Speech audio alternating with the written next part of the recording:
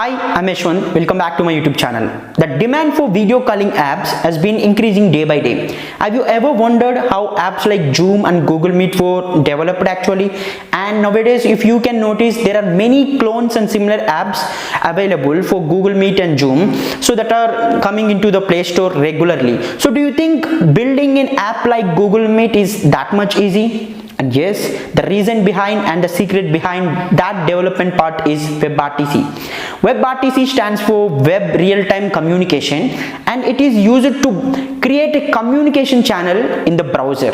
So we can create a video calling app without requirement of a server. So it is a specialty of WebRTC, and that is why building a video calling app is so much easy. So in this video, we will see how actually WebRTC works. So let's get started.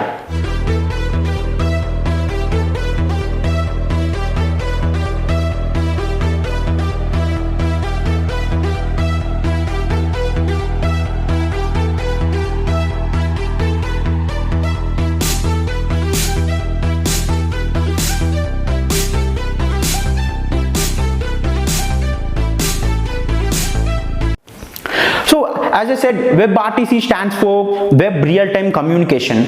So it is a main building block behind video calling apps. So if you can notice Google Meet or Google Hangout, we don't need an application to be installed in our browser. We can directly, call someone and communicate someone directly in the browser itself. We don't need an individual app or desktop application for that. Do you think how it is possible? Because the reason behind that is those apps uses WebRTC in the browser. WebRTC is actually a JavaScript open source framework, so which allows people to communicate and send data through the browser. So you don't need a server for that. So you just need a peer-to-peer connection that is established to WebRTC. So you can send video data, audio data, or text data, file data, everything. So the communication is entirely dependent on browser. You don't need a server for that. So let's see how it actually works. So consider there are two clients, so you and the receiver of your data, and there are two clients and there is a server. So as I said, we don't need a server for WebRTC or to build a similar app like Google Meet, but it is not completely acceptable because we need a server to create a communication, to create a connection. Once after a connection is created, then we don't need to be dependent on server, and that server we can call it as signaling server.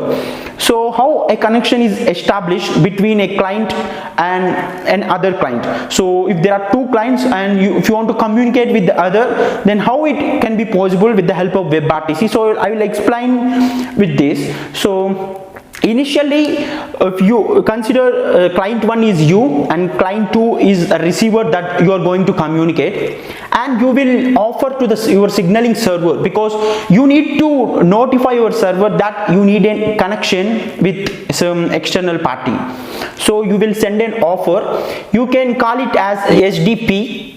So it is session development protocol. So you will use this session development protocol to offer a signal, to offer a connection, and your server receives that. Once your server receives your offer request, it sends to the receiver request. So wherever the receiver is present, it sends the receiver that a person is requesting a communication with you. So once receiver receives that request, so the receiver needs to send the response to the signaling server that I am okay, and we can call it as ICE. So ICE we can also call it as answer.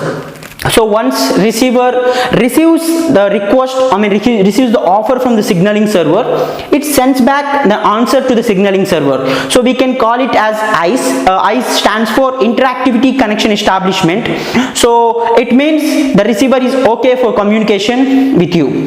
So once after signaling server receives this ICE or answer, it sends back to the sender, or in this case you. So you will receive the response from the receiver that receiver is okay to communicate. So and this will be these are the main things that requires to establish a connection. So once you send an offer to your signaling server, and the signaling server sends that offer to the receiver, once receiver receives the offer, the receiver sends the response in the form of ICE, interactivity connection establishment, and once after signaling server receives that answer, it sends back to you. So now a connection has been established.